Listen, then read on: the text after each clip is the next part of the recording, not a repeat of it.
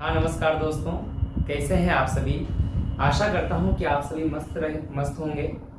आज हम बात करेंगे रीट भर्ती परीक्षा 2023 हिंदी प्रश्न पत्र की। हिंदी प्रश्न पत्र में सभी लोगों ने, सभी शिक्षकों ने अपनी अपनी आंसर की डाली है, लेकिन आज भी विद्यार्थी असमंजस में है कि आखिर कुछ 6-7 प्रश्न हैं जिनमें का उत्तर क्या माना जाएगा। क्या वे प्रश्न डिलीट होंगे या नहीं होंगे, और लगभग जो है कौन से विकल्प की ज्यादा संभावना है। तो आज मैं उन कुछ 5 या 6 प्रश्नों की चर्चा आपसे करने वाला हूं। वीडियो ज्यादा लंबी नहीं है, आप इसको पूरा सुनना, समझना। कुछ ग्रुप में भी इस प्रकार के जो है विवाद आ रहे हैं कि ये नहीं ये होगा इसका उत्तर, ये नहीं ये होगा। विश्वास करना दोस्तों, उत्तर जो मैं बता रहा हूं आपको लगभग 99% जो है वही उत्तर सही माना जाएगा। और जो प्रश्न डिलीट होगा उसको भी मैं बता दूंगा कि कौन सा प्रश्न आपका डिलीट होने वाला है। आइए जानते हैं। हमारे हिंदी के प्रश्न पत्र रीट में एक प्रश्न तो आया है, फारसी शब्द कौन सा है। तो इसमें बीच में विवाद रहा कि कौन सा, कोई चश्मा मान रहे थे, कोई क्या मान रहे थे। 100% इस प्रश्न का जो सही उत्तर होगा वो होगा इलाज। ये मैंने कम से कम 10 किताबों में देख करके बता रहा हूं कि इसका फारसी जो शब्द है, वो जो 4 विकल्प हमें दिए गए थे उनमें से है इलाज। तो ये बिल्कुल जो है राइट प्रश्न है, राइट उत्तर है, इसमें आपको कोई संदेह नहीं करना है। ठीक है, इसके बाद देखते हैं। एक ये प्रश्न है कि भाषा की लघुतम लिखित इकाई कौन सी है। अब देखिए, यहां पर कुछ ध्वनि बता रहे हैं, कुछ वर्ण बता रहे हैं। यहां इस प्रश्न में बिल्कुल साफ साफ संकेत दिया गया है कि लिखित इकाई कौन सी है। तो मित्रों, लिखित इकाई होती है भाषा की, वो है वर्ण। वर्ण भाषा की सबसे छोटी लिखित इकाई है। अगर प्रश्न ये होता कि भाषा की सबसे छोटी इकाई कौन सी है, तो हमारा जो उत्तर माना जाता वो माना जाता ध्वनि, क्योंकि भाषा का संबंध फिर वहां मौखिक भाषा से है, और मौखिक भाषा की जो सबसे छोटी इकाई है वो कौन सी होती है, ध्वनि। तो इस प्रश्न में भी आपको बिल्कुल संदेह हटा देना है। ये 2 प्रश्न मैंने आपको बिल्कुल स्पष्ट बता दिए हैं। तीसरा प्रश्न क्या है, ये बहुत ज्यादा विवादित प्रश्न है। प्रभा एक सुशील कन्या है। इसमें कुछ उत्तर बता रहे हैं कि इसका विशेष से क्या होगा, इसका विशेष से कुछ बता रहे हैं कि इसका विशेष से प्रभा होगा, कुछ बता रहे हैं कि इसका विशेष से कन्या होगा। मित्रों, आप एक कुछ थोड़ा सा विचार कीजिए। हम जब विशेष और विशेषण की बात करते हैं तो पहली शर्त तो ये रहती है कि विशेष से लगभग संज्ञा या सर्वनाम शब्द के साथ आता है। संज्ञा शब्द के साथ आता है, हाँ, वो संज्ञा के पहले आ सकता है, संज्ञा के बाद आ सकता है। कुछ जैसे उदाहरण में बोल रहा हूं आपके सामने, काला घोड़ा, हरा तोता, ईमानदार लड़का, सुशील कन्या। मुझे बताइए, इन सभी में आगे जो मैंने बोला है, काला घोड़ा तो इसमें काला विशेषण है, हरा तोता इसमें हरा विशेषण है, ईमानदार लड़का इसमें ईमानदार विशेषण है, सुशील कन्या तो सुशील विशेषण है और कन्या इसका विशेष है। चलिए थोड़ी देर के लिए रुकिए। वह ईमानदार लड़का है। अब मुझे आप ही बता देना कमेंट सेक्शन में कि इसमें विशेष से क्या है, वह विशेष से है या लड़का विशेष से है। वह ईमानदार लड़का है। अब इसमें ईमानदार शब्द विशेषता बता रहा है लड़के की, न कि वह की। इस प्रकार से इसी उदाहरण के आधार पर आप ये कंफर्म कर सकते हो 100% इसका जो उत्तर माना जाना चाहिए वो बिल्कुल सही होगा कन्या, सुशील कन्या। अब विशेषता किसकी बताई जा रही है, कन्या की, और वो कन्या कैसी है, जवाब आएगा सुशील है। तो ये तो हो जाएगा विशेषण और ये हो जाएगा इसका विशेष से। ठीक है कि कुछ भ्रमित हो रहे हैं कि प्रभा पर भी उत्तर माना जा सकता है, ऐसा नहीं होगा। इसका उत्तर कन्या ही माना जाएगा। सुशील कन्या है।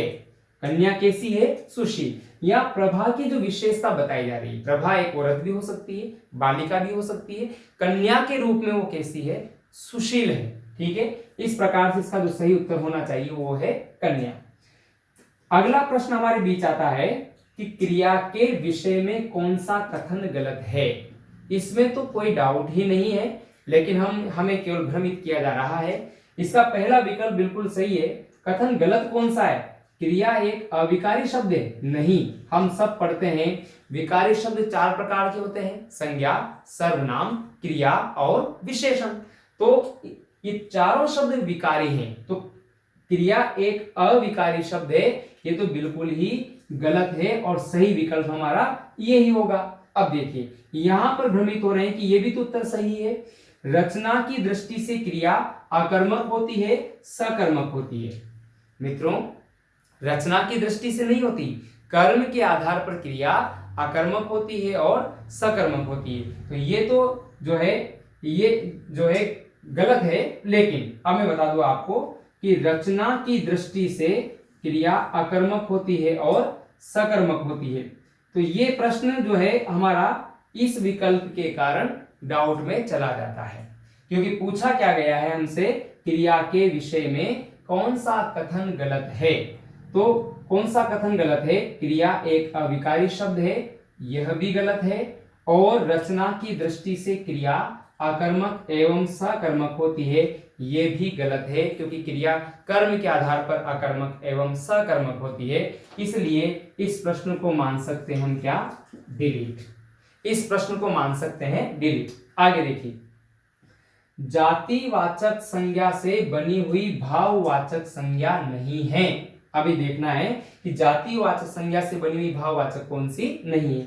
बंधु शब्द है, जातिवाचक होता है। पशु शब्द है, जातिवाचक होता है। अब इसका मूल शब्द क्या है? कंजूस, और कंजूस में ई प्रत्यय लगने से बना है कंजूसी। भाववाचक तो है, लेकिन विशेषण से बनी भाववाचक है। शठ ये है मूर्ख, और ये भी क्या है? विशेषण। अतः ये दोनों शब्द विशेषण से बनी हुई भाववाचक संज्ञा है। दोनों विकल्प सही है 100%। यह प्रश्न भी क्या होगा मित्रों? डिलीट। यह प्रश्न भी क्या होगा? डिलीट होगा। ये मैं बिल्कुल एकदम स्पष्ट बता रहा हूं कि कौन से प्रश्न आपके डिलीट होंगे। अब देखिए, एक प्रश्न हमसे पूछा गया है कि स्त्रीलिंग शब्द कौन सा है। अब इसमें स्त्रीलिंग शब्द कौन सा नहीं है? कौन सा नहीं है? अब यहां पर डिब्बा और युवा, ये प्रश्न हमें थोड़ा सा भ्रमित कर रहा है। डिब्बा भी पुल्लिंग शब्द है, युवा भी पुल्लिंग शब्द है, लेकिन इस प्रश्न में क्या हो सकता है कि ये प्रश्न डिलीट न हो। वैसे तो होना चाहिए, पर देखिए युवा जो शब्द है ये एक विशेषण के रूप में भी काम में, तो युवा जो शब्द है ये युवा शब्द विशेषण के रूप में भी काम में लिया जाता है यदि ये किसी संज्ञा के साथ जुड़ जाता है। अब जैसे संज्ञा के साथ जुड़ जाता है तो ये विशेषण के रूप में भी प्रयुक्त होता है। उदाहरण मैंने लिखे थे, अब मैं दोबारा से बता रहा हूं आपको कि जैसे युवा लड़की, ये देखिए युवा आदमी। अब इसमें मुझे बताइए कि युवा लड़की, युवा आदमी, अब यहां पर ये आदमी संज्ञा है, ये लड़की संज्ञा है, तो बताइए कि यह युवा शब्द क्या हुआ? युवा शब्द हुआ विशेषण। और आपको शायद पता हो, नहीं हो तो आप जाने कि विशेषण का अपना कोई लिंग नहीं होता। ये जिस संज्ञा शब्द के साथ जुड़ता है उसका लिंग वही माना जाता है। जैसे बात करूं सुंदर लड़का, अब पूछ लिया जाए कि सुंदर में लिंग कौन सा है, तो पुल्लिंग माना जाएगा। यदि सुंदर लड़की और फिर सुंदर में लिंग यदि पूछ लिया जाए तो सुंदर स्त्रीलिंग माना जाएगा। इसका लिंग निर्भर है संज्ञा पर। संज्ञा पुल्लिंग है तो विशेषण पुल्लिंग माना जाएगा, संज्ञा स्त्रीलिंग है तो विशेषण भी स्त्रीलिंग माना जाएगा। अब यहां पर इस युवा शब्द में हो सकता है, मैं बता रहा था आपको कि हो सकता है कि डिलीट न हो, क्योंकि युवा को यदि विशेषण रूप में माना जाता है तो इसका लिंग संज्ञा के ऊपर निर्भर है। और यदि युवा जो है वैसे ये जातिवाचक संज्ञा भी है, इसका पता कैसे चलेगा? हम इसका जो है वाक्य में प्रयोग करते हैं। आज के युवा भटक रहे हैं। अब इस वाक्य में आज के युवा भटक रहे हैं, ये जातिवाचक संज्ञा है। अब युवा शब्द पुल्लिंग है इस वाक्य में, तो निश्चित रूप से कि युवा पुल्लिंग है, डिब्बा भी पुल्लिंग है, लेकिन प्रश्न को देखते हुए, समझते हुए जो बिल्कुल सटीक और सही उत्तर जो है वो है डिब्बा, क्योंकि डिब्बा में तो कोई समस्या ही नहीं है। डिब्बा तो अपने आप में क्या है? पुल्लिंग शब्द है। युवा भी है, लेकिन वैसे तो प्रश्न डिलीट होना चाहिए। अगर नहीं होता है तो बात कर रहा हूं, तो फिर प्रश्न का सही विकल्प क्या माना जाएगा? अगर डिलीट नहीं होता है तो इस प्रश्न का सही विकल्प डिब्बा ही माना जाएगा। इसके बाद एक प्रश्न और है वाक्य शुद्धिकरण वाला, वह प्रश्न भी हमारा जो है डिलीट होगा, ये ध्यान रखना। तो 4 प्रश्न डिलीट हैं, 3 प्रश्न हमारे बिल्कुल हमें ऐसे ही मानकर चल रहे हैं, भ्रमित हो रहे हैं, जबकि उनमें भ्रमित होने वाली आवश्यकता नहीं है। तो आज के लिए इस वीडियो के लिए इतना ही। धन्यवाद। कैसा लगा आपको यह वीडियो? अगर यदि आपको पसंद आता है तो चैनल को लाइक करें, वीडियो को शेयर करें और सब्सक्राइब करें। अभी के लिए इतना ही। धन्यवाद।